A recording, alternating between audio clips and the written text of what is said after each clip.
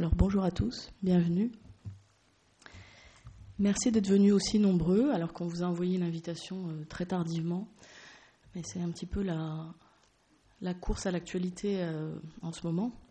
Même si précisément ce sujet kurde, on a le sentiment qu'il a un tout petit peu conjoncturellement disparu de l'actualité au profit d'autres sujets encore plus brûlants en Syrie, en Turquie, en Irak, bientôt les élections, comme Adèle va nous en parler, j'imagine.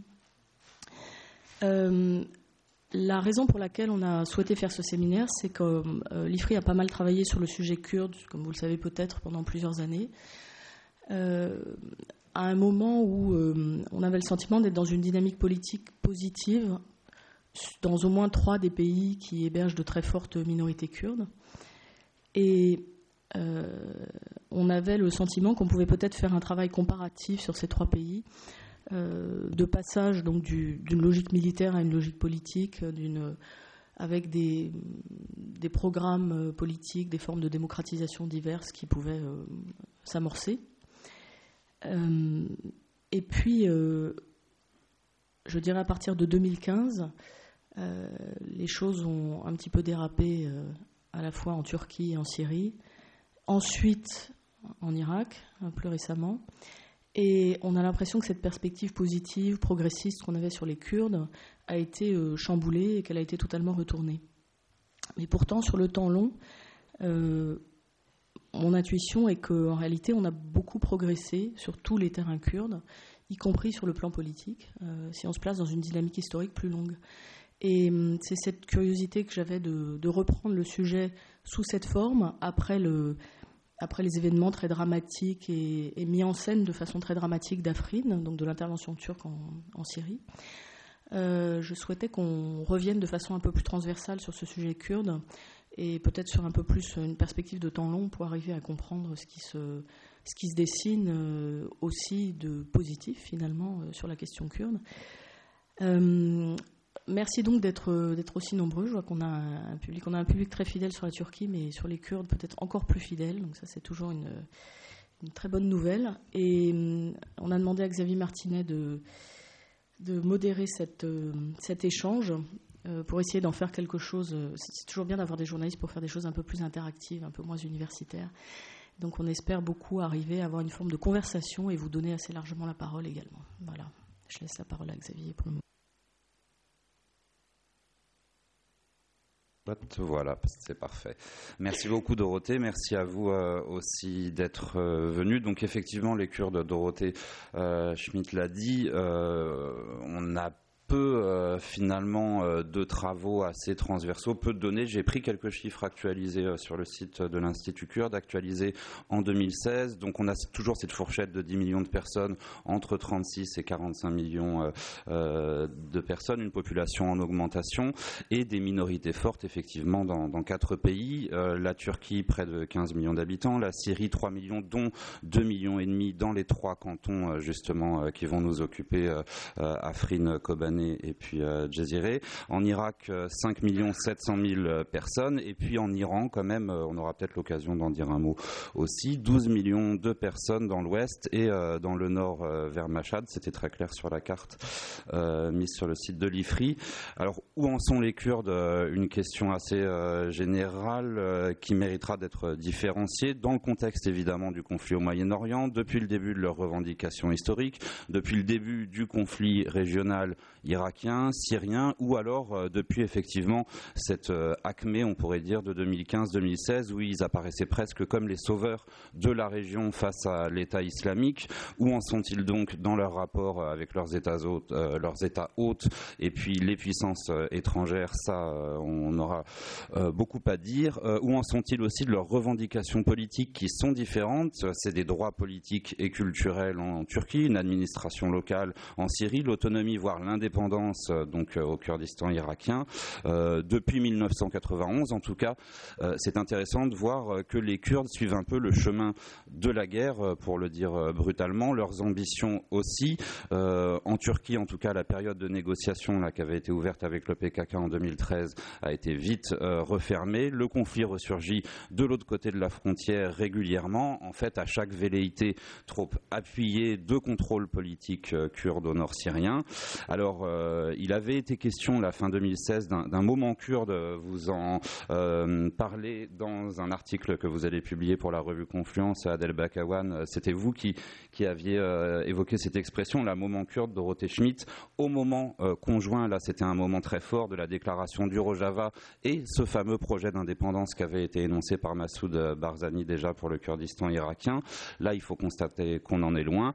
Les forces kurdes d'Irak ou de Syrie semblent un peu condamnées, et c'était l'enjeu d'une émission que je voulais faire ce matin, à être, et qu'on a faite avec Dorothée Schmitt, à être un peu les milices auxiliaires d'acteurs plus puissants qui finiront par les trahir. Vous disiez, Dorothée, les otages de leurs alliés, quand elles veulent pousser leur avantage sur le terrain politique ou bien obtenir du soutien, c'est trop d'un côté ou trop peu.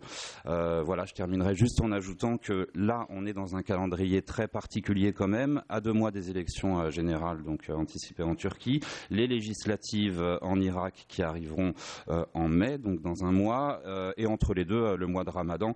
Alors dans ces 2 élections, les Kurdes ont-ils quelque chose à gagner? Peut-être que leur avenir se joue pas dans les élections. Pour commencer, puisqu'on dit les Kurdes, j'aimerais bien qu'on puisse différencier justement ces différentes populations qui sont parfois électeurs, parfois entités politiques armées, dans chaque zone particulière dont vous vous occupez plus particulièrement. Dorothée, pour commencer, ces Kurdes dont on parle en Turquie, ce qui est intéressant, c'est que c'est à la fois, c'est une population de citoyens turcs, à la fois des électeurs, mais aussi pour une part, on va dire, des indépendantistes ennemis déclarés du régime. Oui, alors on peut effectivement avoir soit une perspective très unitaire sur les Kurdes, qui est peut-être celle qu'on a en Occident quand on voit le sujet d'un peu loin. Donc si vous voyez une des cartes qu'on a sorties parmi celles qu'on avait en stock, tout à l'heure, je sais qu'Alan va sortir des cartes d'actualité sur la situation en Syrie. L'idée de cette carte, c'est que vous voyez les limites des zones de peuplement kurde avec cette espèce d'imitation en violet, qui sont les limites du Grand Kurdistan finalement. Et en même temps, on a des populations qui, donc à l'issue de la Première Guerre mondiale, ont été séparées, éclatées en majorité, enfin en gros en 4 États différents, qui sont des États qui ont des frontières. Et ces populations, elles ont eu des destins différents à la fois en termes de statut politique, mais aussi en termes culturels, puisqu'elles ont été, pour certaines, turcisées en Turquie, arabisées en Syrie. En Irak, je ne sais pas comment est-ce que tu définirais ça, Adèle, mais on a un mix finalement de populations qui sont plus proches culturellement de l'Iran et dont certaines ont été arabisées de force par le régime. Et des revendications qui, comme l'évoquait Xavier, sont donc assez différentes terrain par terrain. Et ce qui m'intéresse davantage, puisque le sujet sur lequel je travaille plus, c'est la Turquie, c'est d'abord, c'est pour moi en Turquie même que se joue depuis longtemps l'essentiel de la question kurde pour une raison démographique. C'est que c'est en Turquie qu'il y a le plus de Kurdes et qu'aujourd'hui les Kurdes de Turquie représentent entre 15 et 20% de la population. Donc c'est quand même une minorité extrêmement importante. Et c'est une minorité qui, à travers toutes sortes de vicissitudes politiques historiques, mais d'un historique globalement de non-reconnaissance, de quête d'identité, de reconnaissance d'identité culturelle, une minorité qui est devenue assimilée pour une large part et qui finalement, politiquement, pour une large part, est légitimiste et qui souhaite acquérir des droits dans le cadre de fonctionnement normal d'une république démocratique libérale. Et ça, c'est ce qui fait que la question kurde est au cœur de la dynamique de démocratisation de la Turquie, comme un certain nombre d'autres questions symboliques, mais celle-là plus particulièrement parce que c'est vraiment une contrainte, j'insiste encore, je dirais quantitative. Aujourd'hui, on a une vraie question, par exemple, sur le différentiel démographique entre la croissance des populations kurdes et des Turcs sur le territoire de la Turquie, sachant que les populations kurdes, même si à la suite de la quasi-guerre civile des années 90 ont en partie été ou se sont déplacés vers l'ouest, beaucoup vivent encore dans des zones très rurales avec une dynamique démographique beaucoup plus forte, plus élevée. On a, je vais faire 3 petits points dans cet exposé de la dynamique kurde en Turquie, parce que je pense qu'il faut bien comprendre que l'AKP aujourd'hui au pouvoir, donc le parti de Recep Tayyip Erdogan, qui appelle, comme on l'a dit, à des élections extrêmement anticipées au mois de juin prochain, est un parti qui est le premier finalement à avoir pris à bras-le-corps la question kurde et à avoir transformé la logique de traitement de la question kurde par l'État en Turquie. Donc la question kurde, ça a été en fait un dossier extrêmement positif pour l'AKP pendant très longtemps. Ça a été un sujet qui est devenu un sujet progressiste en Turquie pendant plusieurs années. Et tout s'est retourné en 2015-2016, qui est le moment où Xavier disait que les Kurdes apparaissaient comme les sauveurs de la région.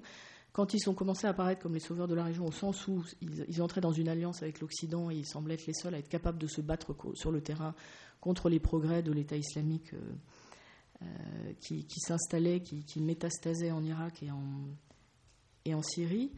En même temps, ce cauchemar kurde d'une alternative kurde devenait extrêmement pressant pour les Turcs. Alors le premier point étant de dire donc que la politique kurde de l'AKP a été une grande réussite pendant on va dire peut-être presque une quinzaine d'années, non, mettons jusqu'à la rupture du processus de paix, donc entre 2002 et 2015. On a un parti qui d'abord a fait le constat certainement que le problème kurde est une des contraintes qui obère les progrès de la Turquie politique, démocratique, son affirmation en tant que puissance régionale. Et en interne, ça donne une évaluation de l'intérêt de l'électorat kurde. Très clairement, la dynamique positive qui s'est jouée avec l'AKP sur les Kurdes en Turquie, elle est liée au fait que l'AKP a réussi à capter une bonne partie de l'électorat kurde conservateur. Ça a été beaucoup dit. Une des raisons de cette espèce de hold-up électoral de l'AKP qui a fonctionné pendant très longtemps, au point qu'encore aux dernières municipales ou au référendum de l'année dernière sur les changements constitutionnels, on disait toujours que l'électorat kurde avait fait la différence en faveur de l'AKP. Ça, c'est un débat que les Turcs adorent avoir, c'est d'expliquer qu'en fait les Kurdes sont responsables de tout ce qui leur arrive de façon générale, parce qu'ils se sont aliénés, ils se sont liés tellement à l'AKP que finalement ils sont incapables de sortir de l'impasse dans laquelle ça les a menés.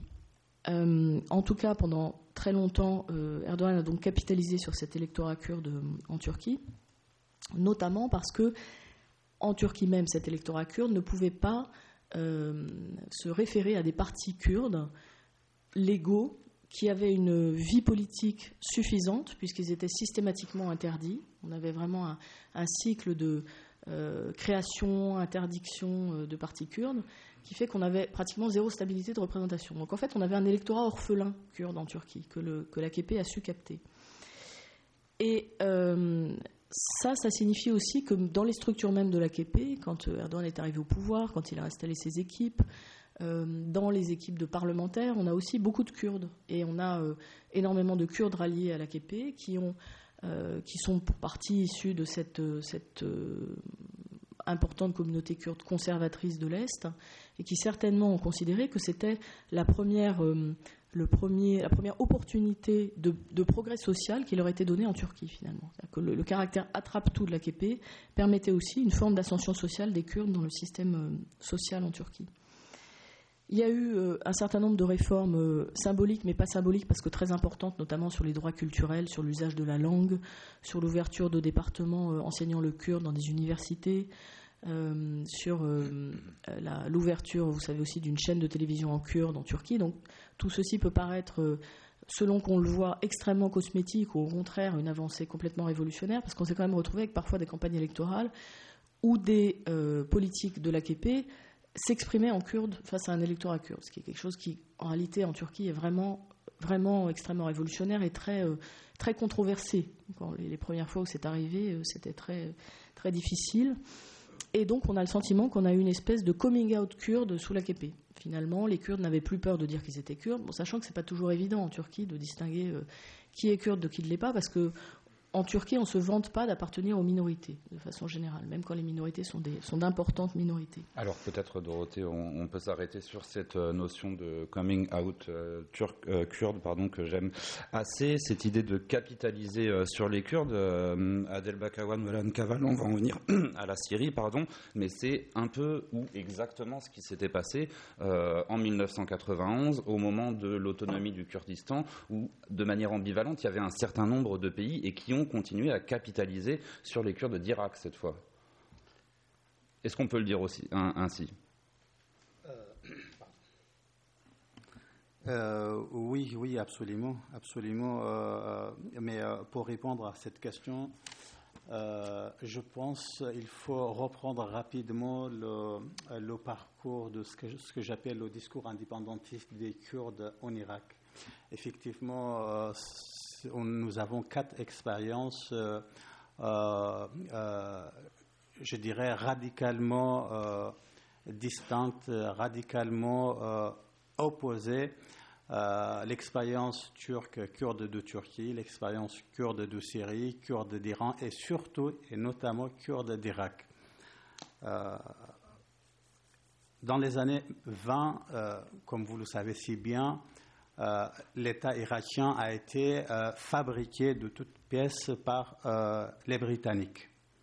Cet État a été mis en place contre les Kurdes. C'était un État construit contre les Kurdes. D'où les différentes révoltes de 1921 jusqu'à 2003 des Kurdes contre Bagdad. La première révolte, c'est la révolte de Cheikh Mahmoud, avec son discours indépendantiste, pan-kurdisme, un État pour les Kurdes, rien que pour les Kurdes et tous les Kurdes.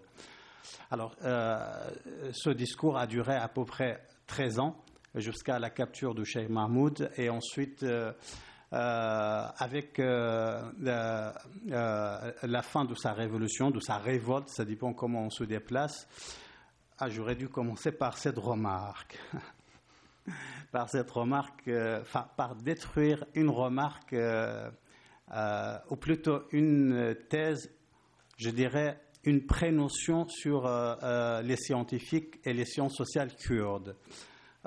Pardon Xavier, je vous en prie. Je précise que je ne suis pas un militant. Je ne suis pas un militant, je suis un sociologue qui travaille sur les faits, qui travaille sur l'objet kurde en tant qu'objet scientifique. Je précise cela, pourquoi ? Parce qu'en fait, en Occident, surtout en France, à chaque fois, j'interviens dans des différents colloques, des différentes conférences, on a tout de suite l'impression que c'est un militant kurde qui parle. Non, en réalité, je ne suis pas militant. On peut être kurde sans être militant. On peut être kurde, mais un sociologue objectif qui produit une connaissance objective sur son objet. Ça, c'est la première remarque. La deuxième remarque, je détruis également le discours et les thèses sur l'idéalisation des Kurdes. Comme elle vient de le dire, Dorothée Schmidt, à un moment donné, on pensait que les Kurdes sont des sauveurs, les sauveurs de l'humanité en Irak contre Daesh, en Syrie contre Daesh. Je pense que c'est un préjugé, c'est une prénotion. Si on ne la détruit pas épistémologiquement, on ne pourra jamais comprendre ce qui se passe dans le monde kurde. Par exemple, entre 2003 et 2017, on parlait du Kurdistan irakien comme le havre de paix. Je dérive un peu de mon sujet, je suis désolé. Comme le havre de paix, de la stabilité absolue, un paradis. Et on parlait même de l'exception kurde, comme si dans ce Moyen-Orient, les Kurdes vivaient en Suède, un département des États-Unis d'Amérique, une société exceptionnelle, démocratique, ouverte, tolérante.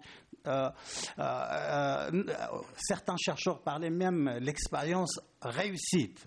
expérience démocratique kurde réussite. En réalité, tout cela n'a absolument rien à voir avec les données factuelles, avec la réalité telle qu'elle est. La réalité telle qu'elle est beaucoup plus brutale que ce qu'on imagine. Le Kurdistan irakien fait partie du Moyen-Orient. Il est le porteur de tous les problèmes, toutes les pathologies du Moyen-Orient.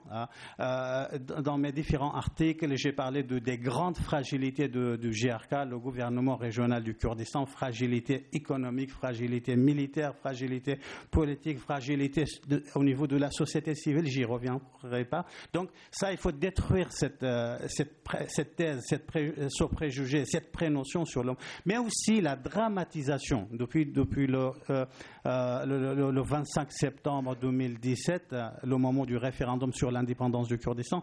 Là aussi, il faut détruire une autre thèse, une autre prénotion sur le monde kurde, surtout les Kurdes d'Irak, à savoir la dramatisation de ce qui s'est passé le 16 octobre 2017, c'est-à-dire la chute de Kirkouk. Alors, à ce moment-là, il y a encore des chercheurs occidentaux et pardonnez-moi Xavier et Alain, certains journalistes qui nous parlaient de la fin de GRK, la fin de cette expérience étatique, le GRK est définitivement fini. Non, là aussi c'est vraiment un préjugé. Ça n'a absolument rien à voir avec la réalité telle qu'elle est. Une troisième prénotion à détruire rapidement, c'est la comparaison entre ce qui s'est passé en... Vous me permettez ? Bien sûr. Entre la comparaison de ce qui s'est passé en mars 1975 avec le 25 octobre 2017. Autrement dit, la chute de la révolution du général Barzani, Mustafa Barzani en 1975, et la chute du Kirkouk. Voilà. À un certain moment, un journaliste qui nous parlait de la fin du Kurdistan irakien parce que cette expérience kurde a commencé à Mahabad avec la République islamique, la République de Mahabad par de la République kurde de Qazi Mohammad. Il s'est retourné vers le Kurdistan irakien, mais ce soleil, le 16 octobre 2017, c'est accouché au Kurdistan irakien. Maintenant, il se retourne vers le Kurdistan syrien. Et c'est le Kurdistan syrien, c'est le cœur battant de l'État kurde, de l'indépendance. Personnellement, je pense toutes ces constructions, c'est à détruire immédiatement. Je vous donne juste quelques données factuelles pour mettre en doute, au moins mettre en doute cette thèse comparative entre octobre 2017 et mars 1975. Mars 1975, c'est l'échec total de la révolution kurde. Le général Barzani, il y avait zéro Peshmerga. Les Peshmerga, ils étaient obligés ou bien se rendre en Iran ou bien se désarmer et rendre leurs armes à l'État irakien. En 2017, les Peshmerga, la structure militaire des Peshmerga est maintenue telle qu'il était. Au contraire, aucun pays n'a cessé de soutenir militairement, mais aussi financièrement les Peshmerga. Par exemple, cette année, janvier 2018, Pentagone a versé 300 millions de dollars au ministère des Peshmerga. Et c'est là que je vous interromps, Adel Bakawan. Mais justement, cette idée, quand je disais qu'au Kurdistan, on avait eu ici un exemple de velléité indépendantiste ou d'aspiration kurde qui avait été poussée par un certain nombre de pays. C'est vrai que cette période 2003-2017, pendant laquelle la plupart des journaux ou les journaux occidentaux ont appelé le Kurdistan ce havre de paix, c'était précisément cette période pendant laquelle les Occidentaux avaient le plus besoin des Peshmerga pour pouvoir lutter contre groupes terroristes, contre l'émergence de Daesh sur place. C'est aussi ce que vous expliquez dans votre article. Et pour en arriver aujourd'hui à ce GRK et ces Peshmerga qui sont toujours soutenus à bout de bras, c'est ce que vous disiez, financièrement, même par les États-Unis, un GRK fort dans un Irak unifié, c'est ça qu'avait dit Rex Tillerson, ce qui nous amène à cette situation un peu intermédiaire, on le voit bien sur la carte, mais ça n'explique pas tout, de la Syrie où, Alan Kaval, on avait avant le conflit quand même des populations kurdes qui étaient intégrées dans ce paysage politique très disparate et qu'on connaît assez mal aussi de la Syrie pré-conflit, on pourrait dire, mais il y avait un certain nombre déjà de droits et disons d'administration locale pour ces Kurdes. Oui, alors bon, moi je voudrais simplement me présenter peut-être. Je suis donc Alan Kaval, je suis journaliste, je travaille pour Le Monde et j'ai eu la chance de me rendre à de multiples reprises dans cette région, dans ce monde kurde, très divers, très hétérogène et en même temps très lié dans ses différentes parties, qui s'étend, comme on l'a défini, entre la Turquie, l'Irak, l'Iran et la Syrie. Je me suis rendu notamment dans les zones kurdes de Syrie à plusieurs reprises depuis 2015 et c'est un petit peu de ce travail de terrain lié à évidemment une connaissance un petit peu l'ivresse de l'histoire de la région sur lequel je vais essayer de m'appuyer pour vous expliquer un petit peu les dynamiques qui aujourd'hui en 2018 traversent cet espace kurde syrien. Et pour rebondir un petit peu sur la question de Xavier dans un premier temps, voilà, j'aimerais bien rappeler un petit peu ce que c'est, définir de quoi on parle quand on parle des Kurdes syriens. Bon, qu'est-ce que ça nous évoque déjà ? Depuis quelques années, lorsque dans l'espace public on évoque les Kurdes syriens, en Occident et en France en particulier, il y a un certain nombre d'images, un certain nombre de souvenirs qui nous viennent à l'esprit. Pour la plupart d'entre nous, cette connaissance un petit peu lointaine, mais en même temps qui paraît familière des Kurdes syriens, commence à Kobané. 2014, octobre 2014, vous vous en souvenez peut-être, ces images qui avaient été abondamment retransmises d'une lutte, d'une résistance de cette petite localité syrienne située sur la frontière turque contre les menées de l'État islamique. On se souvient peut-être de ces femmes combattantes qui avaient suscité l'engouement, l'enthousiasme des médias occidentaux. On se souvient de la coopération qui s'en était suivie entre la coalition internationale contre l'État islamique et ces Kurdes de Syrie qui a mené à la chute de Raqqa, la capitale de l'État islamique, là où ont été fomentés les attentats qui ont frappé le sol français et le sol européen. On se souvient peut-être de manière plus récente d'Afrin, de cette idée d'un abandon des Kurdes de Syrie. Donc voilà, quand on évoque dans la sphère publique les Kurdes de Syrie, on a ces notions qui sont là, ces souvenirs médiatiques un petit peu vagues. Mais de qui parle-t-on ? Parle-t-on d'une population, d'une minorité ? Parle-t-on d'un acteur politique, d'un acteur militaire ? Parle-t-on d'un territoire ? Est-ce qu'il y a un Kurdistan de Syrie ? Est-ce que c'est une notion qui est valide ? Parle-t-on finalement d'une milice ? Parle-t-on d'un groupe terroriste ? Parle-t-on d'un groupe révolutionnaire ? Parle-t-on de combattants romantiques ? De qui parle-t-on ? Et je pense que voilà, il serait peut-être utile, excuse-moi Xavier, de commencer un petit peu à répondre à ta question en tentant de définir un petit peu cet acteur, parce que c'est bien d'un acteur dont il s'agit, pas simplement d'une population ou d'une minorité. Donc bon, les Kurdes de Syrie au sens strict, c'est un groupe humain qui existe et qui habite dans les frontières de l'État syrien, dont les foyers de peuplement sont Alep, Damas et des enclaves de populations qui se trouvent le long de la frontière entre la Turquie et la Syrie, dans le nord donc de la Syrie. Qui, on le voit, ces enclaves sont à la fois aux marges de la Syrie.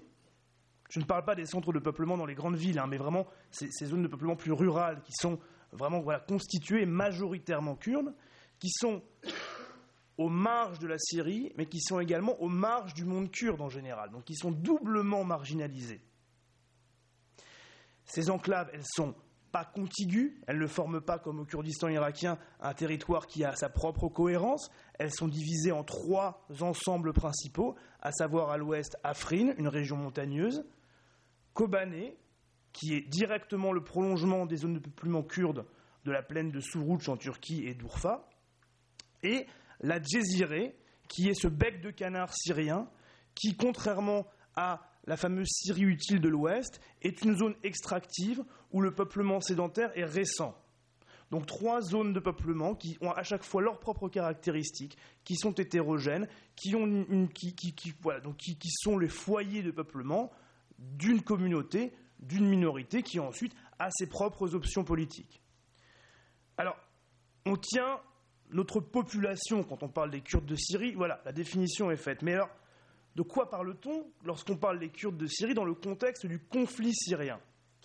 La population kurde syrienne, comme n'importe quelle autre population, est traversée par différents courants politiques, et il y a différents acteurs politiques qui s'appuient sur elle, qui jouissent de ses ressources, qu'elles soient symboliques ou matérielles, et qui, à des degrés divers, exercent une influence, qui s'appuie sur elle, qui en émane.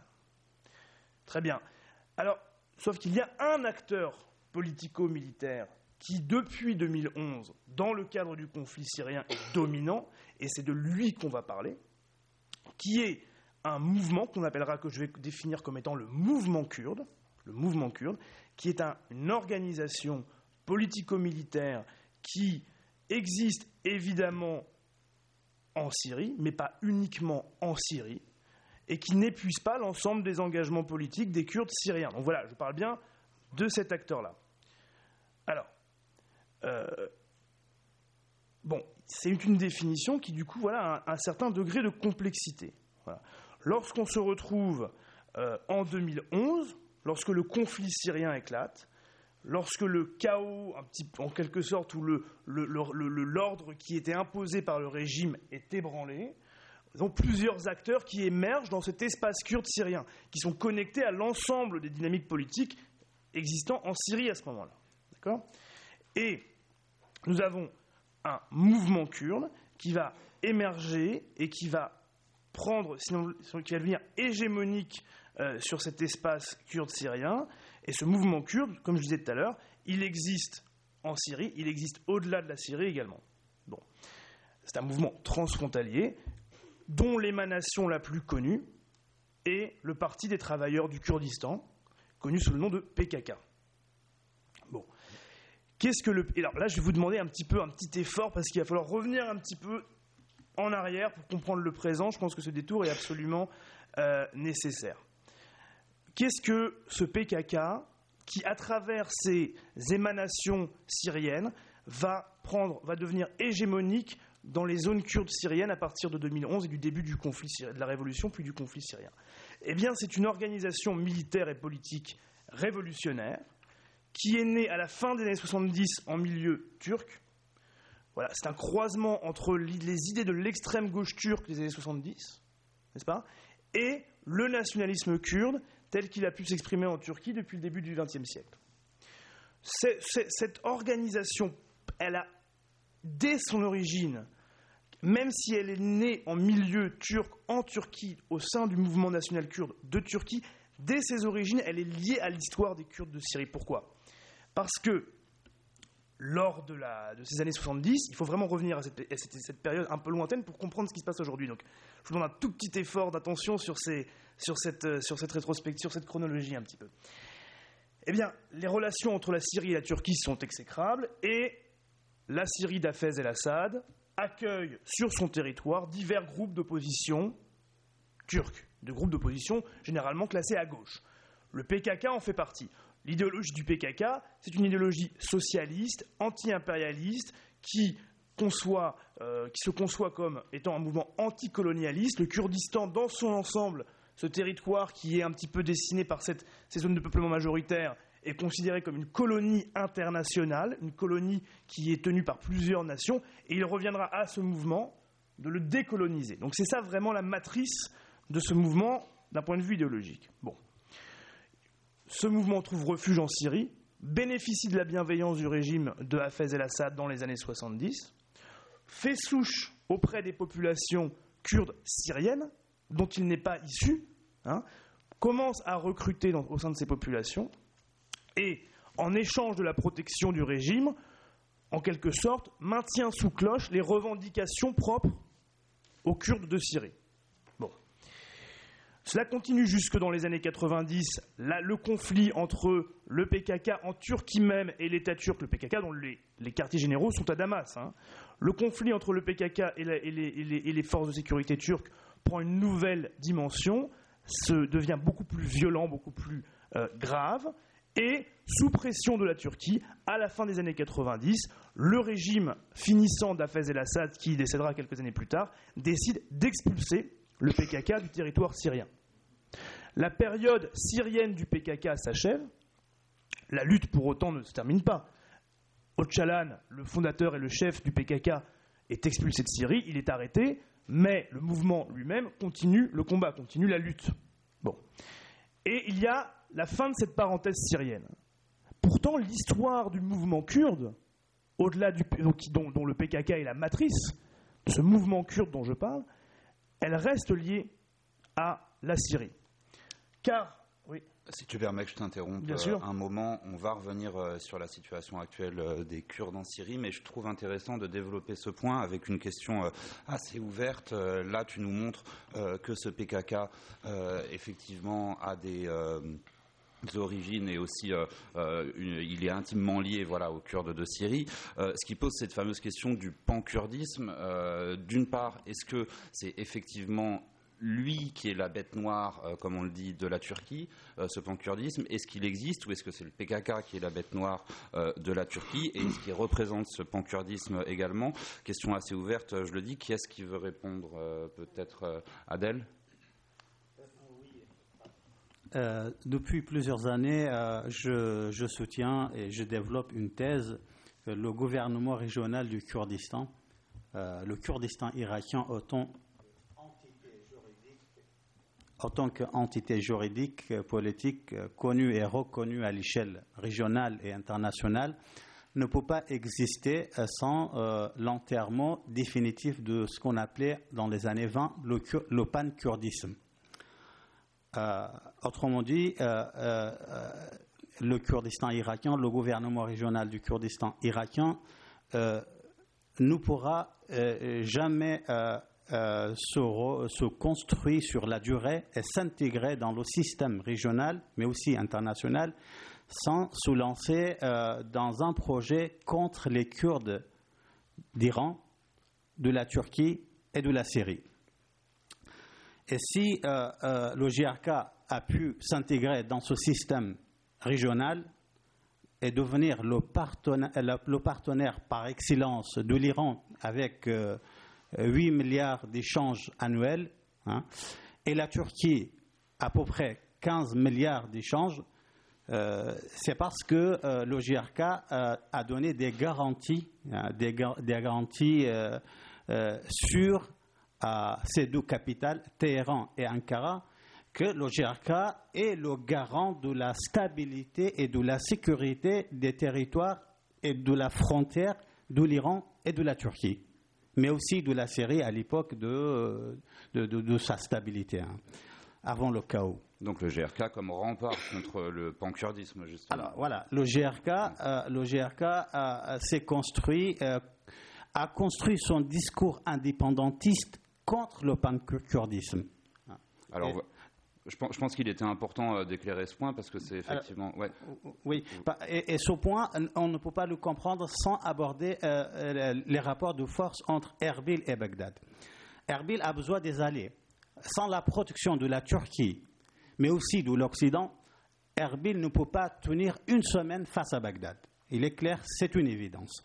Alors pour cela, il faut dire que la thèse de l'irakisation des Kurdes de 1921 jusqu'à 2018, jusqu'à ce jour-là, qu'Abadi, le Premier ministre irakien, est dans un avion, il va arriver à Soleimani dans 1 heure et demie.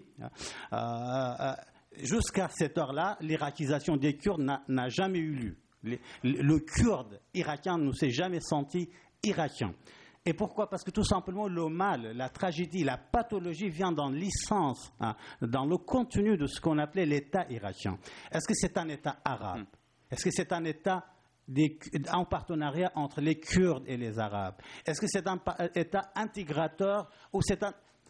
Personnellement, je qualifie cet État comme un État sans nation. Alors Adel, je vous interromps, on va revenir sur la situation en Irak, mais j'aimerais qu'on conclue et qu'on revienne à un moment en Syrie sur cette question de pan-kurdisme. Juste Dorothée, vous vouliez ajouter, après je laisse parler Alan pour poursuivre avec le PKK et ces YPG qu'on trouve en Syrie. Je voulais ajouter qu'en comparatif, si on se demande si l'Irak est un État arabe ou s'il y a une ambiguïté, en Turquie il n'y a pas d'ambiguïté, on est dans un État turc. Et c'est bien ce qui pose problème parce qu'on est dans un État turc alors que c'est l'État où il y a le plus de Kurdes.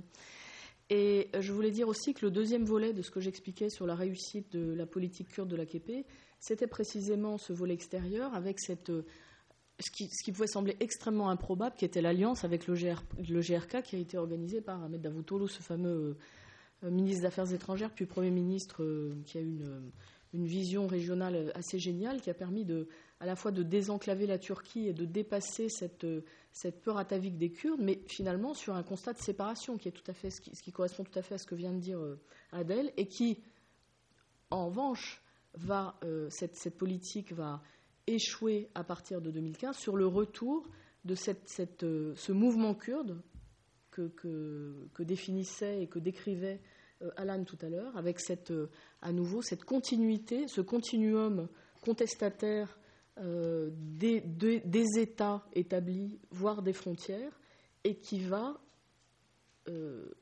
toucher une partie des Kurdes de Turquie, pas tous, encore une fois, et une partie des Kurdes de Syrie. Puisque vous avez bien compris, je crois que le but de ce que disait Alan au départ, c'était de définir une sous-entité au sein de l'ensemble des Kurdes de Syrie et d'expliquer le lien avec ce qui les liait avec les Kurdes de Turquie. Et je te laisse reprendre, Alan, pardon de t'avoir interrompu, Merci. Mais je voulais faire ce développement. Oui, non, mais je pense qu'en fait, c'est des questions qui sont très complexes, donc il faut un tout petit peu prendre le temps de définir les choses de manière rigoureuse.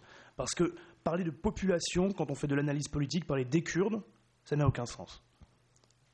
Les Kurdes ne sont pas un acteur politique. Les Kurdes ne sont pas un acteur militaire.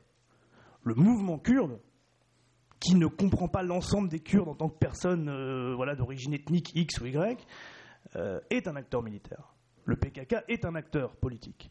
Le PDK, l'UPK et l'ensemble des entités politico-militaires qui se partagent cette scène kurde régionale sont des acteurs politiques. Les Kurdes, en tant que tels, n'en sont pas. Donc moi, ce dont je vais vous parler là, c'est d'un mouvement politico-militaire transfrontalier qui existe, opère, recrute et inspire politiquement sur l'ensemble de cet espace et qui a trouvé, à la faveur du conflit syrien, à la faveur du chaos syrien, un espace dans lequel il a pu construire une entité politique. Mais cette entité politique-là n'est pas essentiellement kurde syrienne. Elle est importée sur le terrain syrien par un mouvement qui dépasse le terrain syrien. Et c'est ce que je vais raconter maintenant. D'où le sens de ma longue introduction historique.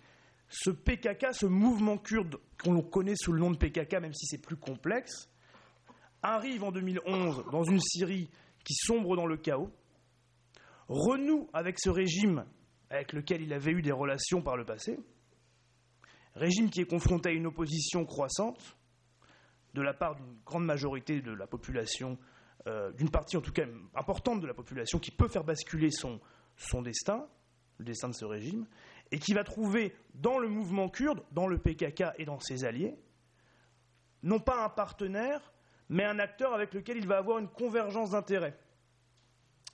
Le rôle, dans ces années-là, 2011-2012, du mouvement kurde, je parle bien du PKK et non pas des mouvements kurdes d'opposition qui étaient liés à l'ensemble de l'opposition syrienne, va être de tenir, en quelque sorte, ces zones majoritairement kurdes, ces trois enclaves que j'ai évoquées, pour éviter qu'elles ne basculent avec le reste du pays dans la rébellion. Donc il y a une convergence d'intérêts qui se met en place, d'accord, entre ce mouvement et le régime. Le retrait progressif du régime entre 2011 et l'été 2012 permet au mouvement kurde, qui a une très forte colonne vertébrale organisationnelle et idéologique, de mettre en place ses propres institutions dans ces trois territoires, dans ces trois enclaves que j'ai évoquées, qui sont ici en jaune sur la carte. Nous sommes entre début 2012 et mars 2014. La cartographie n'a pas beaucoup changé, donc vous avez une idée un petit peu de ça. Donc dans le cadre de ce conflit syrien, on voit émerger une territorialité kurde en Syrie, une exception kurde en Syrie, avec des institutions qui ne sont pas celles du régime, qui sont alternatives à celles du gouvernement syrien, mais qui ne sont pas pour autant dans une logique d'opposition au gouvernement syrien. Le mouvement kurde devient un acteur du conflit syrien, mais pas un acteur de la révolution syrienne. Il n'est pas arrangé dans l'opposition, ni dans les forces loyalistes. Il construit, sur la base de ces territoires, de ces populations, sa propre voie. qui est inspirée par une matrice idéologique qui est beaucoup plus large, qui est celle du mouvement kurde qui existe en Turquie, qui existe en Irak, qui est originaire de Turquie, qui existe également en Iran, mais qui voit dans ces territoires syriens qui, à la faveur de la révolution, s'ouvrent, deviennent disponibles, un terrain d'expérimentation de son idéologie qui est, pour une large part, révolutionnaire, idéologie qui est basée sur le féminisme, sur l'autogestion des communautés locales et sur la coexistence entre différentes populations de différentes, donc qui sort un petit peu du cadre du nationalisme, mais on y reviendra un petit peu plus tard. Donc voilà de quoi on parle. On parle d'un mouvement qui n'est pas lié au contexte syrien par définition, qui a une histoire commune avec la Syrie, mais qui n'émane pas uniquement des Kurdes syriens comme population, d'un mouvement qui existe de manière transfrontalière et qui va tirer parti de circonstances politiques très précises pour construire une territorialité. Voilà ce dont on parle lorsqu'on parle des Kurdes de Syrie, lorsque l'on parle des Kurdes de Syrie dans un contexte d'analyse politique. Voilà. Et ensuite, la nature de cet acteur qu'on vient de définir, elle va être radicalement bouleversée par un événement central qui est le déclenchement de la lutte contre l'État islamique en 2014. Et c'est ça qui va changer réellement la nature de cet acteur et c'est à travers cette lutte que les trois questions importantes qui vont nous permettre de répondre à la question principale de cette conférence, à savoir où sont les Kurdes, et en l'occurrence en Syrie, vont naître. Trois contradictions, trois questions que je vais peut-être développer un peu plus tard, mais il faut vraiment retenir qu'on a un mouvement qui existe depuis les années 70 qui est transfrontalier, des circonstances à partir de 2011 qui lui permettent de s'inscrire dans une territorialité, de construire des institutions à la faveur du retrait du régime, et une troisième rupture qui est la lutte contre l'État islamique à partir de 2014 et qui va vraiment changer la nature et la dimension de ce mouvement parce qu'elle va lui permettre, de nouer pour la première fois une alliance solide avec un acteur extérieur puissant, à savoir la coalition internationale contre les djihadistes emmenée par les États-Unis. Pour la première fois de son histoire, on a un mouvement qui est issu du marxisme-léninisme anticolonialiste qui a changé autre-temps idéologiquement, hostile à une puissance de l'OTAN qui devient le meilleur allié sur le terrain de Washington, Paris et Londres. C'est saisissant quand même comme évolution historique si on regarde. Je veux dire, c'est... Deuxième élément, on a donc à travers cette alliance et cette lutte contre l'État islamique sur le terrain syrien, on a un acteur qui est issu du nationalisme kurde et qui va être amené à contrôler des zones, des territoires majoritairement arabes. Deuxième contradiction. Et troisième contradiction, on a un acteur qui a réussi à ménager sa relation avec le régime syrien et qui se trouve être le partenaire, l'allié, de manière de plus en plus, je veux dire, presque organique, de puissances occidentales, qui sont elles-mêmes hostiles aux appuis du régime syrien, la Russie et l'Iran notamment. Donc trois contradictions majeures.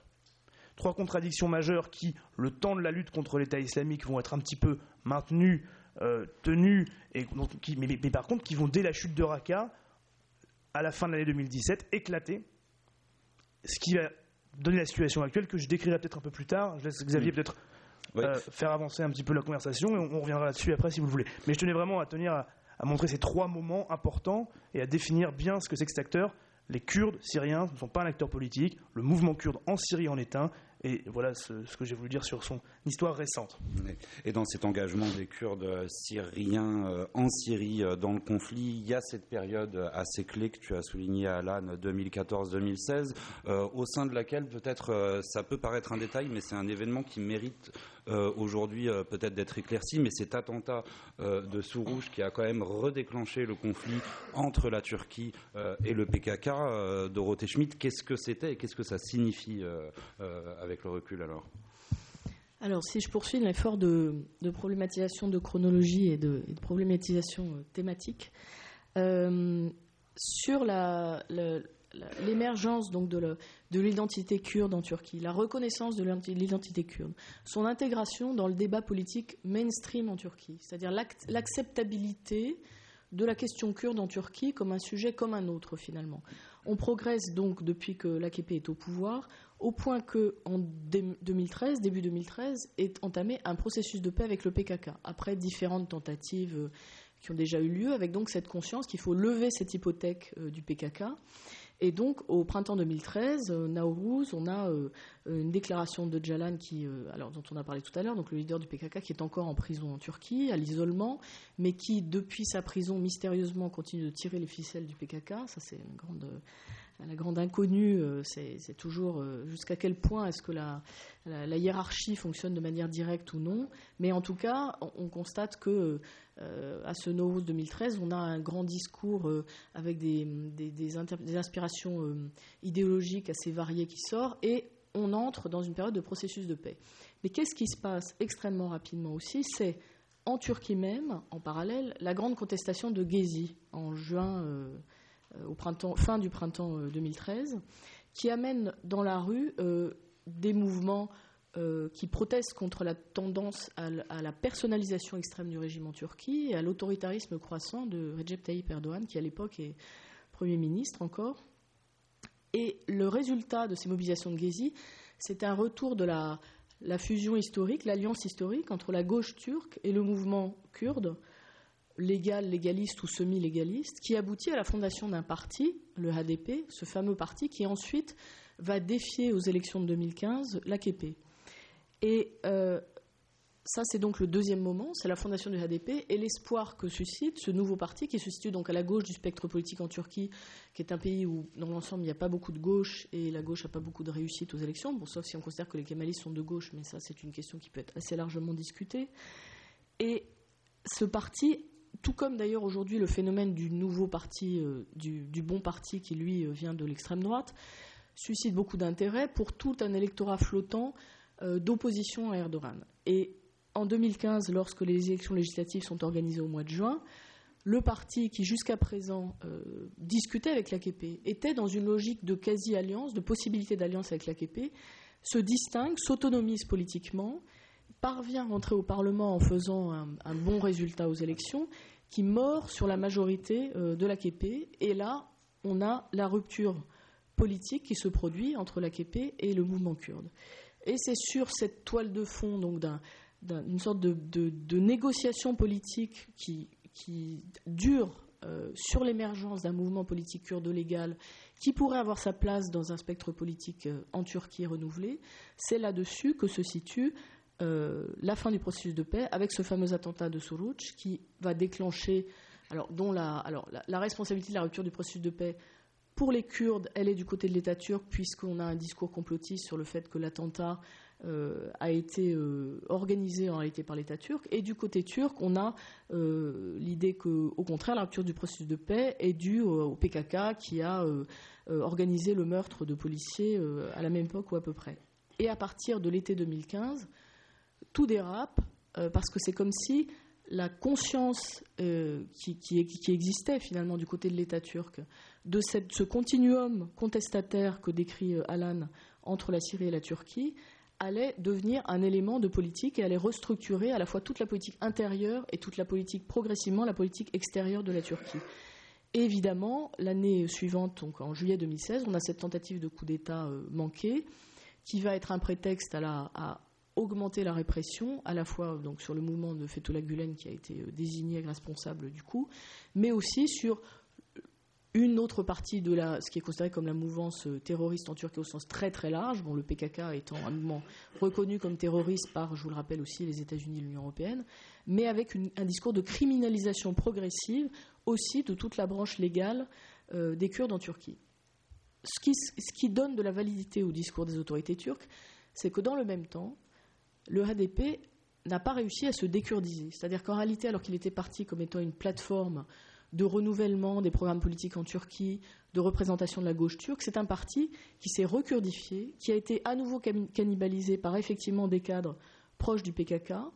Et alors ceci est dû à la fois à l'évolution interne, à la grande difficulté de ces partis kurdes finalement, on peut dire de se déstaliniser, de fonctionner de manière démocratique. Bon, ça c'est un problème qui touche d'autres partis en Turquie, je vous rassure tout de suite. Mais il y a aussi de l'extérieur un miroir négatif systématiquement renvoyé par le reste de la communauté politique en Turquie qui consiste à isoler la représentation politique kurde du spectre politique. Et je me souviens très bien qu'en juin 2015, quand les négociations commencent pour former un gouvernement de coalition après donc le semi-échec de l'AKP aux législatives, il semblait, tout le monde se demandait si on aurait une discussion de coalition entre l'AKP et le HDP. Et en réalité, très rapidement, on a eu des vagues discussions de coalition avec les autres partis politiques turcs, et le HDP s'est retrouvé totalement marginalisé.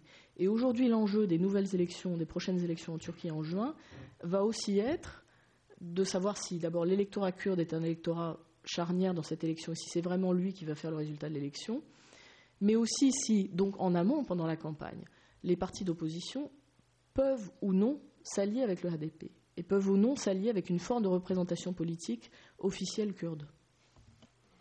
Ce qui va nous amener à la question électorale, ce que les Kurdes ont à gagner. Peut-être si on reste sur cette période 2014-2016 jusqu'à aujourd'hui. Alan, tu l'as dit, pour ce qui est de la Syrie, c'est frappant de voir que, en tout cas, les forces armées kurdes ont réussi à contrôler une grande partie du territoire. Aujourd'hui, je crois que c'est 28% du territoire syrien, que c'est toujours difficile, bien sûr, de transformer ce contrôle militaire en entité politique. Est-ce que c'est pas ça, un peu, quels que soient les pays, et là, Adel va pouvoir nous répondre aussi, mais est-ce que c'est pas ça, un peu, une des limites de ces entités militaro-politiques kurdes, de toujours se heurter ou bien à un adversaire, ou bien à une limite interne qui est leur structure militaire, disons, pour asseoir un contrôle politique. Le GRK, alors bien sûr il y a des facteurs extérieurs, mais c'est un exemple un peu de cette situation, Adel. Ça dépend. On a deux expériences concrètes, l'expérience des Kurdes de Syrie et l'expérience des Kurdes de l'Irak. Si vous me permettez, je rajoute deux éléments, deux caractéristiques qui complètent l'exposé de Alain sur les Kurdes de Syrie. Peut-être il n'est pas forcément d'accord avec moi. Bien évidemment, malgré toutes ces forces des Kurdes de Syrie, de jouer dans les rapports de force entre les États-Unis d'Amérique, la Russie, Damas et les autres acteurs politico-militaires sur le terrain syrien, il y a deux grandes faiblesses. La première, ce que j'appelle l'immaturitisme politique, ou l'immature. Ils ne sont pas politiquement matures. Et là, je ne vais pas rentrer dans les détails, je vous donne juste deux indicateurs. Le premier, à l'instar des milices chiites irakiens, lorsque vous vous rendez à Bagdad, à Najaf, à Karbala, même à Mossoul, la capitale sunnite, le cœur battant des sunnites, pour provoquer des sunnites, ils mettent les portraits de Khomeini, de Khamenei, de tous ces ayatollahs iraniens dans les villes sunnites. Voilà, les Kurdes de Syrie, surtout PYD et YPG, partout, dans toutes les villes kurdes et arabes, ils mettent les portraits de Öcalan, Abdullah Öcalan, le fondateur du PKK. Ce qui a été perçu bien évidemment comme un signe provocateur de la part d'Ankara, mais bien évidemment on peut entrer dans les détails des autres messages envoyés de la part de ces Kurdes à Ankara, mais cela c'est un message fort, politiquement est incorrect. Mais aussi un autre indicateur, ils sortent une grande délégation YPG ou PYD sortent d'une réunion avec le président de la République française Emmanuel Macron. 30 minutes plus tard, c'est une vague. Ils font des déclarations relativement irresponsables, politiquement incorrectes, qui provoquent à la fois Ankara, Paris, Washington, et après le président ou la présidence française est dans l'obligation de faire un autre communiqué et encore un autre communiqué. Ce qui n'arrive pas aux Kurdes malgré toute leur fragilité aux Kurdes irakiens. Pourquoi? Parce que tout simplement, de 91 à 2017, à 2018, les Kurdes d'Irak, malgré, je répète encore une fois, malgré toutes les fragilités des Kurdes irakiens, malgré toutes les pathologies, lisez s'il vous plaît, ça se fait pas, mais je vous envoie faire mon article sur les grandes fragilités du Kurdistan irakien. Mais malgré toutes ces fragilités, ils ont réussi à mettre en place une génération politique, une génération hommes d'État qui se comportent tous les jours, qui sont en contact tous les jours avec Washington, avec Paris, Londres, les grandes capitales, et ils se comportent comme des diplomates, des vrais diplomates. Voilà, ça c'est la première fragilité des Kurdes syriens. La deuxième fragilité, je sais que politiquement c'est incorrect, surtout dans le contexte français, où il y a une grande sympathie française envers des Kurdes syriens, surtout à ce moment qu'ils sont en guerre contre ce qu'il appelle le fascisme turc. Mais il faut le dire, scientifiquement il faut le dire, c'est l'aspect totalitaire de leur idéologie. Cette idéologie totalitaire n'accepte aucune négociation, aucune intégration des acteurs qui ne sont pas d'accord avec le PYD ou le YPG. Ces deux grandes fragilités, bien évidemment, ont conduit en quelque sorte, ont participé, c'est pas à la fragilisation générale des Kurdes de Syrie, et qui pourront mettre, bien évidemment, mais avec d'autres facteurs, à bout ou à terre l'expérience kurde de Syrie. Pour revenir à votre... Oui. Non, bien sûr, je voudrais laisser intervenir Alan sur cette question, parce que vous tenez à différencier, Adel, effectivement, ces Kurdes syriens et cette entité du GRK Kurdistan irakien, qui existe effectivement depuis une bonne génération maintenant. Peut-être sur immaturité totalitaire, bon, c'est des propos que je vous laisse concernant PYD et YPG, mais c'est vrai que vous avez cité cet événement de la rencontre avec Emmanuel Macron. On a eu du mal peut-être à comprendre pourquoi il y a eu un tel empressement de la part des Kurdes d'annoncer immédiatement à la sortie de la rencontre un soutien massif de la part de la France. Ça, c'était pas si clair. Alan, si on parle de la prise de contrôle territorial et de la transformation en réussite politique, qu'est-ce que ça donne du côté de ce mouvement syrien? Alors, encore une fois, je vais demander un petit peu de temps. Je suis désolé, vraiment, il faut être précis. Il faut être sérieux, il ne faut pas lancer des trucs comme ça. Bon, parler des choses calmement et dans l'ordre chronologique, sinon vraiment on s'y perd et ce serait dommage pour tout le monde. Je ne pense pas que tout le monde ici soit absolument familier de ces différents sigles, PKK, PYD, YPG qu'on balance depuis tout à l'heure. Voilà. Ah, excusez-moi madame. Voilà. Et donc il faut à un moment donné être un peu précis. Je remercie Adel d'avoir introduit un peu mon propos sur la question des fragilités, justement politiques, de l'entité kurde syrienne. Bon. Lorsqu'Adel parle de PYD et de YPG, en fait, moi j'ai décidé d'appeler ça le mouvement kurde en général, qui a de très nombreuses déclinaisons.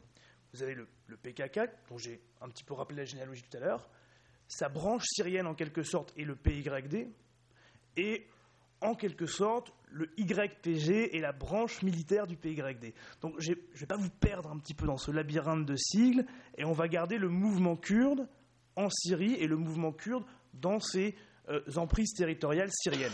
Alors, je disais tout à l'heure que ce mouvement kurde, qui avait profité de la révolution syrienne, du chaos de la guerre civile, pour construire une territorialité, avait changé de nature avec le début de la guerre contre l'État islamique. Pourquoi? Parce que lorsqu'à Kobané, peut-être que vous vous en souvenez, l'État islamique attaque cette petite enclave kurde de Kobané qui est ici, là, centrale, au milieu, eh bien, il y a une coopération qui se met en place avec la coalition internationale contre les djihadistes qui déjà combat l'État islamique en Irak. Bien. Cette coopération va s'avérer... Voilà, l'acteur kurde était un petit peu ce mouvement kurde qui avait pris ses aises dans le nord syrien, dans ces 3 zones du nord syrien, si vous voulez, était assez marginal par rapport au reste du conflit. C'est la guerre contre l'État islamique qui va le ramener au centre, qui va lui permettre de nouer cette relation avec la coalition internationale, qui va le mettre sur le devant de la scène. Bien. Pourquoi est-ce que cette relation et cette guerre contre l'État islamique va changer la nature de ce mouvement? Eh bien d'abord parce qu'il va devenir, ce mouvement kurde, l'unique allié de la coalition internationale. Et donc il va devoir aller conquérir avec elle l'ensemble de cet espace tenu par l'État islamique, qui ensuite sera encore plus vaste dans les années qui vont suivre. Et à partir de la fin 2014, ce mouvement kurde va devoir prendre le contrôle de zones arabes. Voilà. Parce que, vous voyez, qui sont des zones majoritairement arabes. Et donc on passe de ce moment où la cartographie en 2014 est celle-ci, 3 zones kurdes contrôlées par le mouvement kurde, à aujourd'hui, vous avez la carte bien en tête, l'ensemble de ce territoire, vous voyez, qui dépasse très très largement les enclaves kurdes, et qui est donc un territoire majoritairement arabe tenu par un mouvement qui vient du nationalisme kurde. Première contradiction, voilà. La guerre contre l'État islamique permet au mouvement kurde d'accroître cette territorialité, mais par là même, crée une contradiction. Comment est-ce qu'un mouvement nationaliste kurde peut gouverner des zones arabes? Alors bon, les cadres du mouvement kurde vont vous dire « nous ne sommes pas des nationalistes, nous sommes des révolutionnaires ». Je reviens sur la question de la faiblesse de l'entité kurde en Syrie soulevée par Adel. Nous sommes des révolutionnaires. Certes, nous venons du nationalisme kurde, mais nous portons une idéologie qui est valable pour tous, qui est fondée sur, encore une fois, le féminisme, l'autogestion, la décentralisation, etc. Nous ne sommes pas pour un séparatisme kurde, nous sommes pour une Syrie démocratique où chaque peuple aurait ses droits, et le territoire que nous avons conquis sur la rive gauche de l'Euphrate, qui est immense à la faveur de la lutte contre l'État islamique et grâce à nos alliés américains, est un laboratoire politique, non seulement pour la Syrie de demain, mais pour le Moyen-Orient de demain. C'est le discours officiel. Concrètement, comment ça marche? Bon, évidemment, c'est un petit peu loin de cette réalité, de ce discours-là, de ce récit-là. Concrètement, cette conversion du militaire en politique, elle est faite par un corps de cadres du mouvement kurde, qui sont des cadres à la fois politiques et militaires, qui sont des personnes qui sont formées pendant plusieurs dizaines d'années à la guérilla et à l'idéologie politique très forte de leur mouvement, qui n'ont pas de lien avec les sociétés locales, qui ont coupé leurs liens avec leurs familles, qui sont entièrement voués à la cause du mouvement, et qui sont tels des missionnaires ou des commissaires politiques envoyés dans les zones récemment conquises à la faveur de la lutte contre l'État islamique pour mettre en place des institutions. Institutions qui seront à chaque fois paritaires, moitié d'hommes, moitié de femmes, notamment au poste à responsabilité, et qui sont censées être le plus inclusives possible pour les populations. Mais finalement, ces institutions, elles sont entièrement tenues par ces cadres et par ces commissaires politiques. Et leur caractère représentatif et inclusif n'est que de façade. Autre chose très importante, ce mouvement progressiste, en tout cas qui affiche un progressisme, qui est quand même assez exceptionnel dans la région, il s'appuie pour tenir réellement ces territoires majoritairement arabes et tribaux de l'Est syrien, sur les structures les plus finalement archaïques, ou peut-être on peut dire les plus patriarcales justement et féodales de cet espace, à savoir les tribus, les notabilités tribales arabes de la région. Il exerce un énorme travail de cooptation de ces notabilités, les intègre dans ses conseils locaux créé de toutes pièces par ses commissaires politiques, et c'est comme ça que se construit finalement cette gouvernance par un mouvement venu du nationalisme kurde, gouvernance qui va s'exercer sur un territoire qui n'est plus que minoritairement kurde, qui est à très grande majorité non kurde, et en l'occurrence arabe et tribal. Je résume, on a un mouvement politique issu du marxisme-léninisme kurde de Turquie, allié à Washington, qui contrôle, grâce à des chefs tribaux arabes, la rive gauche de l'Euphrate, en Syrie. Bon, voilà la situation dans laquelle on est aujourd'hui. Je pense que c'est assez intéressant d'avoir quand même cet aspect-là des choses en tête, quoi. Parce qu'on parle quand même de quelque chose d'assez exotique, d'un point de vue historique, assez inédit. Bon, jusqu'où ça peut aller? Jusqu'où cette série de contradictions qui résument la réalité du nord-est syrien peut durer? Eh bien, finalement, c'est pas forcément si périlleux. La seule condition, à mon sens, et ça, c'est une série de séjours sur place, d'entretiens avec des acteurs qui me permettent de le penser, c'est que ce mouvement-là conserve son côté post-nationaliste, ce qui, je pense, est tout à fait possible, dans le sens où c'est quand même ces commissaires politiques sont des gens qui sont complètement hors sol, qui sont complètement en dehors des passions nationales et des passions, on va dire, qui ont peut-être motivé leur engagement au départ, mais qui sont complètement au service du mouvement et de sa vision historique. Il suffit que ces personnes-là aient la capacité de mettre en place des institutions qui soient suffisamment, on va dire, suffisamment raisonnablement brutales pour être acceptées, voilà, qui puissent fournir des services à ces populations et qui puissent arbitrer les conflits locaux. Il y a énormément de conflits fonciers, notamment dans cette partie du pays, et dans la mesure où ils pourront arbitrer ça, ils pourront éventuellement exercer un semblant de gouvernance. Mais la seule manière pour eux de continuer à établir cette gouvernance un peu alternative et étrange et particulière que je viens de décrire, c'est qu'ils continuent à avoir ce soutien extérieur et cet investissement extérieur qui est celui de la coalition internationale. Il faut que pour que ça fonctionne, pour que cela continue, pour que cette entité territoriale un petit peu étrange, un petit peu bâtarde se maintienne, eh bien, il faut que les structures politiques qui la tiennent pour l'instant, de manière un petit peu périlleuse et difficile, continuent à être soutenues. Il faut que le soutien militaire qui leur a permis de prendre le contrôle de l'ensemble de ces territoires, soutien militaire de Washington, de Paris, de Londres, se convertisse en soutien politique, ce qui a commencé à être vu avec la visite à l'Élysée de cette délégation du mouvement kurde pour rencontrer Emmanuel Macron à la fin du mois de mars. Il faut que donc ce soutien militaire se convertisse en soutien politique pour que ces territoires conquis avec soutien militaire soient tenus, gouvernés et stabilisés. Évidemment, les pays de la coalition n'ont pas la même position sur cet aspect-là des choses. Du point de vue français, de ce que je comprends, il y a une volonté de maintenir ce soutien dans le temps. Il y a une volonté de la présidence française qui n'a pas été évidente au début du mandat, mais qui peu à peu s'est construite à la faveur de rapports de force au sein même de l'État français entre personnes qui étaient porteuses d'options différentes sur la poursuite des relations avec les Kurdes. Eh bien, ce qui a triomphé a priori, c'est l'idée que il faut accompagner cet allié qu'on s'est fait en Syrie, il faut accompagner cette expérience politique et investir. Sauf que la France étant la France, on ne peut pas le faire seul. Et que c'est bien de Washington que cela dépend.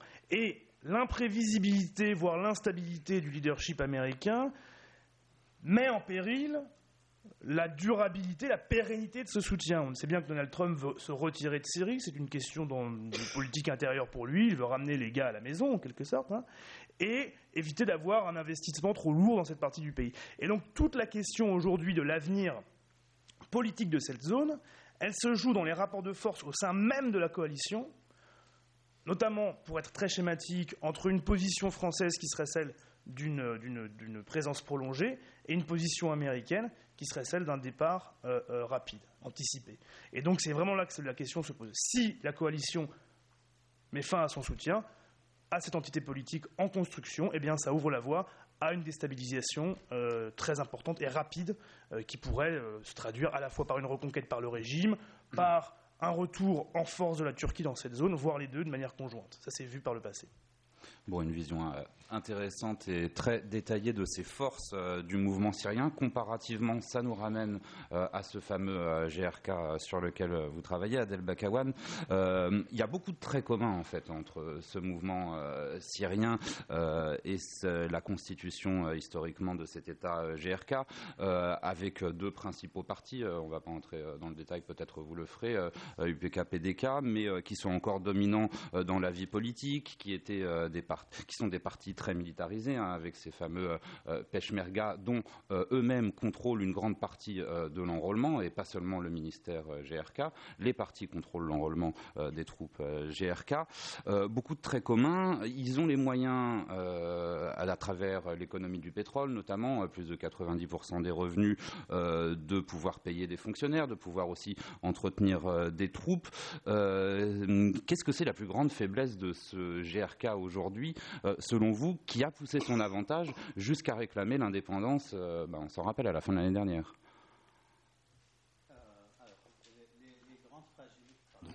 Les grandes fragilités du GRK, c'est ça? Oui. Les grandes fragilités du GRK, bien évidemment, tout d'abord, c'est la fragilité politique. Au bout de 27 ans, les acteurs politiques kurdes en Irak n'ont pas réussi à à construire un champ politique national avec des intérêts, des stratégies, des enjeux déterminés nationalement. Autrement dit, politiquement, le territoire du GRK est divisé entre le PDK, le Parti démocratique du Kurdistan de Barzani, qui contrôle tout le nord du Kurdistan irakien, et l'UPK du Talabani, le sud, malheureusement on n'a pas une carte, le sud du Kurdistan irakien. Cette division politique a engendré la division administrative.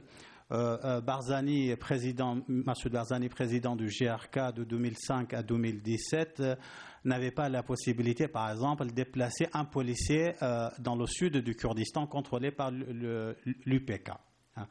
Le Premier ministre kurde, par exemple, Baram Saleh, pendant qu'il était membre du bureau politique de l'UPK, installé à Arbil, Premier ministre, il n'avait pas la possibilité, par exemple, de déplacer un fonctionnaire à Duhok, au nord du GRK.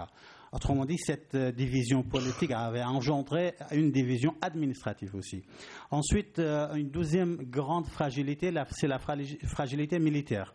Effectivement, ils ont un ministère des Peshmerga, ministère de la Défense, mais selon les données de mon groupe de recherche, nous n'avons que 25, maximum, c'est 27% de ces Peshmerga qui dépendent du ministère des Peshmerga, qui dépendent du GRK.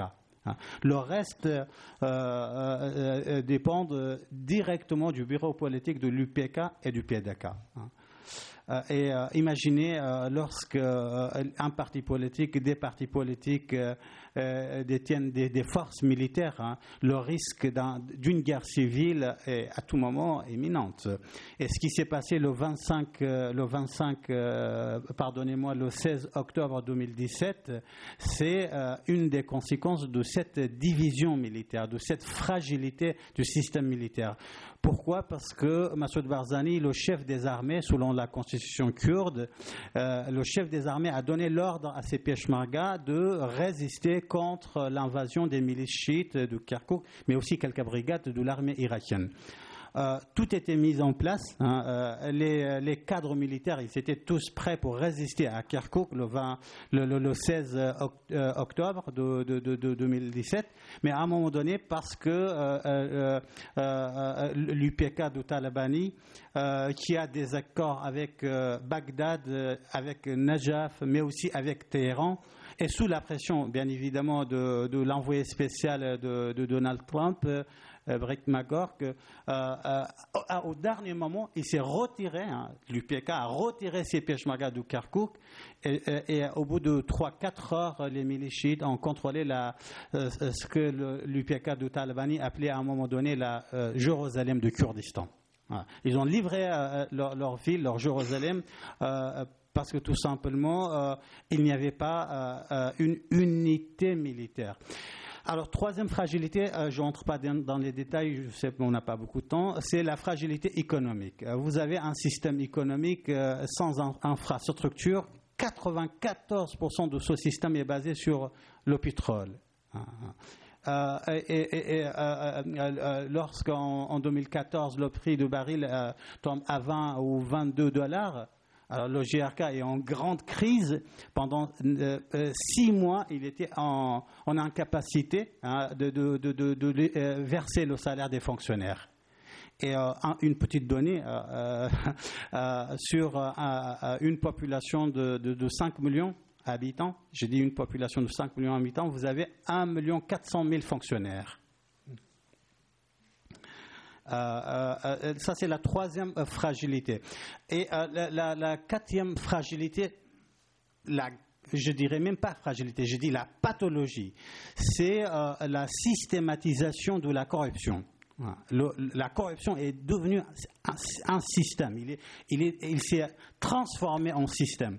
Vous n'êtes pas dans la corruption, vous ne pouvez pas avoir une place ni dans le champ économique, ni dans le champ universitaire, ni dans le champ, dans aucun appareil étatique de GRK. Cinquième fragilité, et je m'arrête là, sinon la liste est longue, c'est ce que j'appelle dans ma grille d'analyse, c'est la partisanisation de la société kurde. C'est-à-dire quoi, la partisanisation de la société? C'est-à-dire, aujourd'hui, vous n'avez pas un membre de la société civile. Rarement vous trouvez un citoyen. Vous n'êtes pas citoyen au Kurdistan irakien, vous êtes membre d'un parti politique. Vous êtes partisanisé. Ou bien vous êtes l'UPK, PDK, Goran, islamiste, laïque, etc. Si vous ne vous appartenez pas à un parti politique, vous n'avez aucune perspective d'avenir, d'évolution de carrière, etc.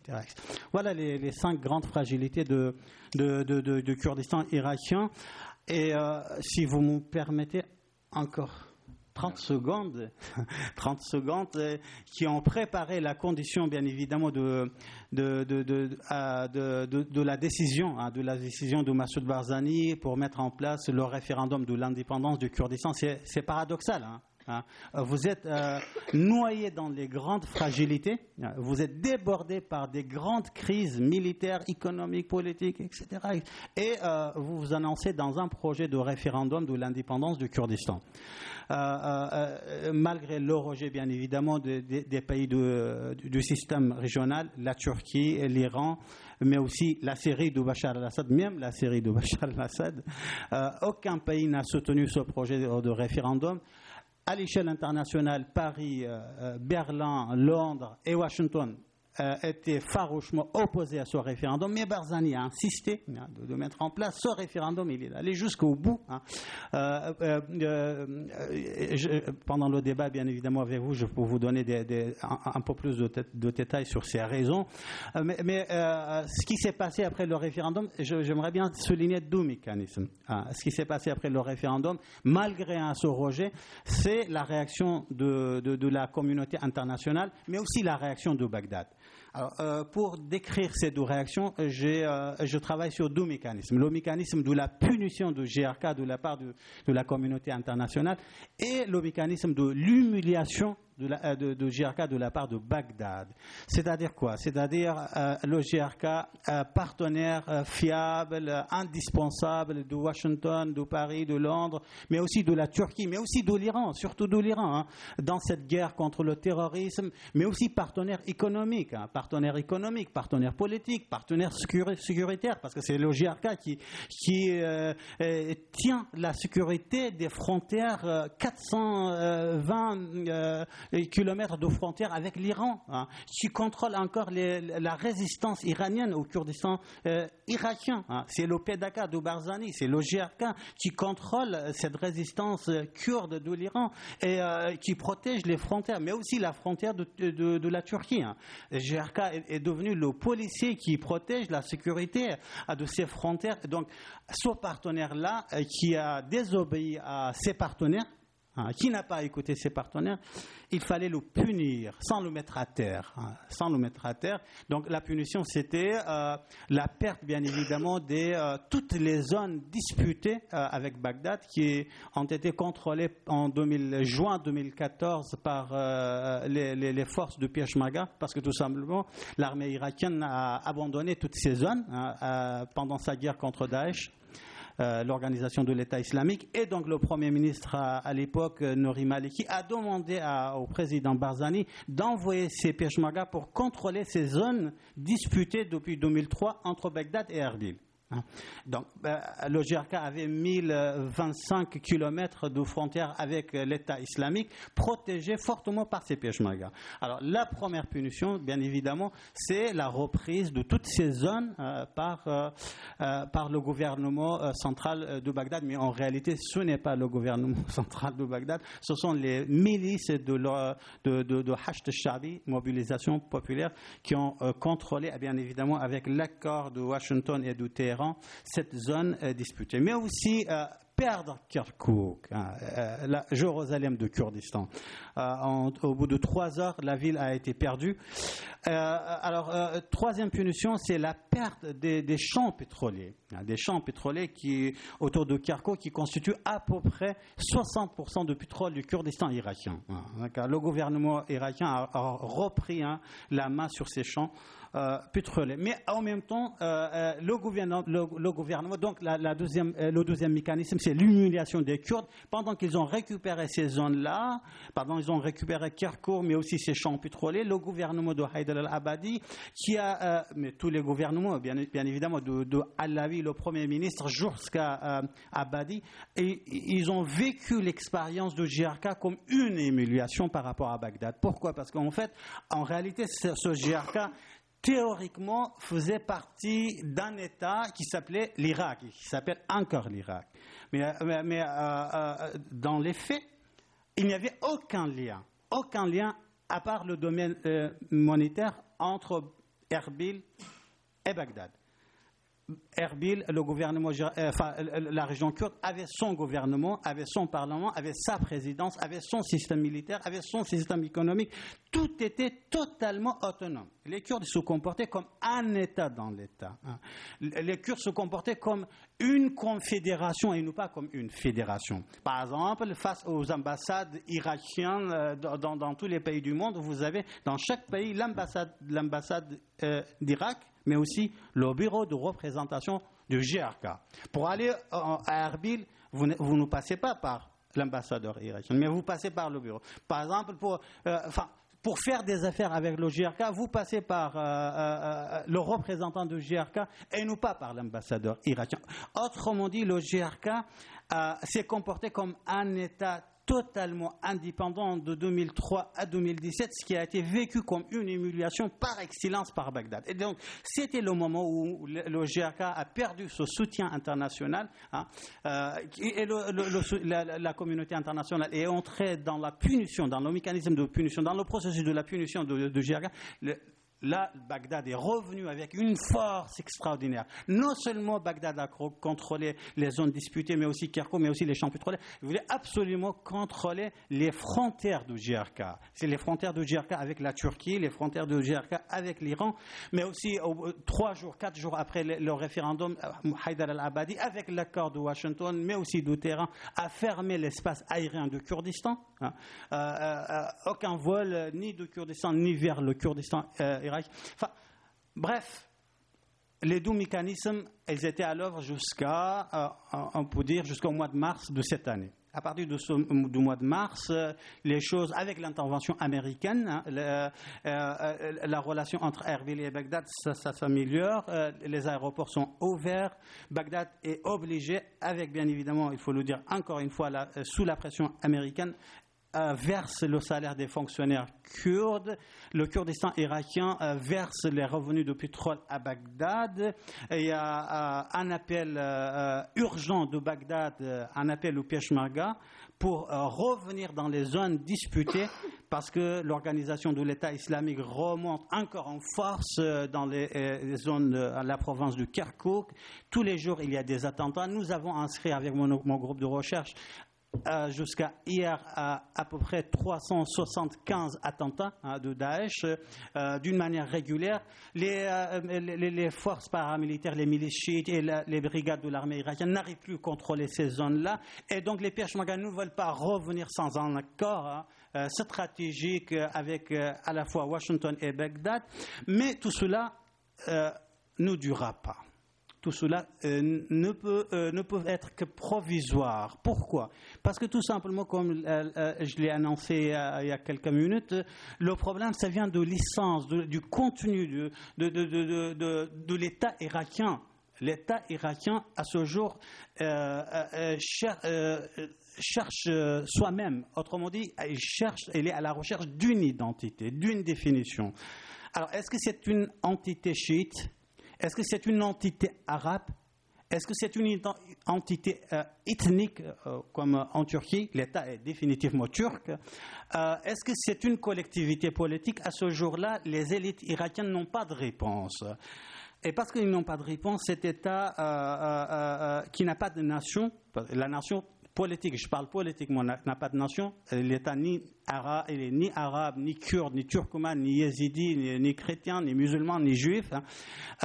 L'État sans nation, qui a plusieurs nations sans État, ne peut pas durer, à mon sens, si il ne trouvera pas rapidement une formule. Et cette formule, à mon sens, ne peut être il n'y a que deux options. Ou bien une confédération entre les trois grandes entités, chiites, sunnites et kurdes, ou bien ce qu'on appelait à un moment donné dans les sciences politiques un divorce à l'amiable. Merci Adèle, on verra en tout cas.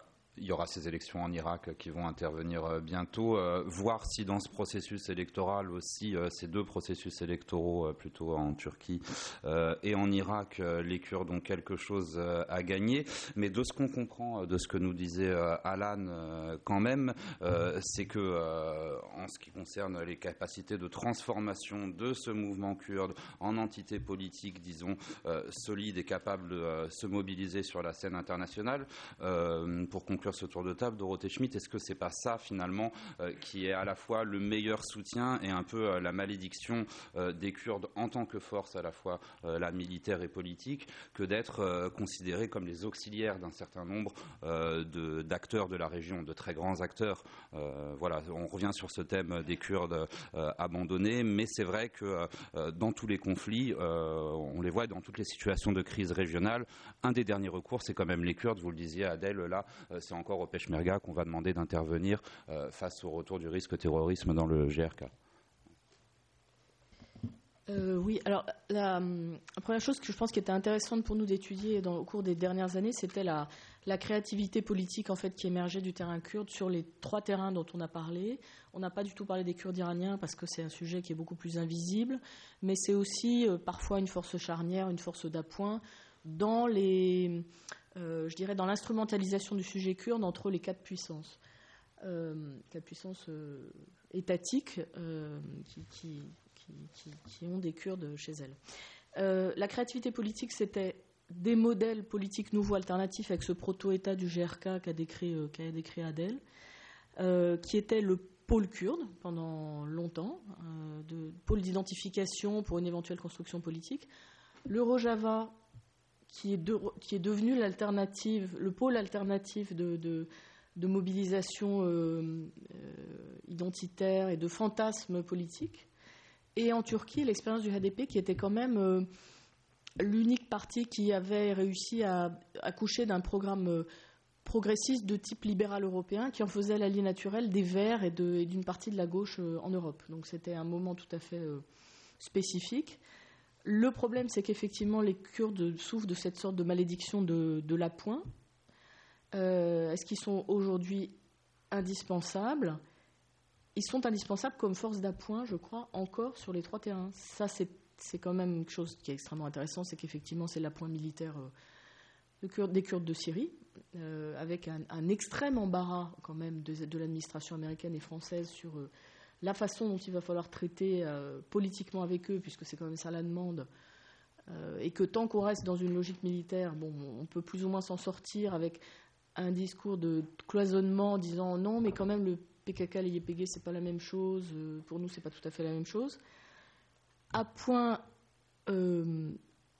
politique du GRK, je suis frappée de voir que pour la campagne électorale en Turquie, à nouveau pour séduire l'électorat, une partie de l'électorat kurde conservateur, l'AKP va faire campagne à Erbil, va demander le soutien de Barzani.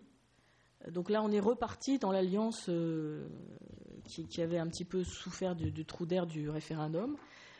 Et en Turquie, à point électoral, avec cette question donc obsédante de que va faire l'électorat kurde, qui est à la fois donc ostracisé d'une certaine façon, mais qui en même temps suscite une forme de fascination chez tous les Kurdes dans le paysage en Turquie.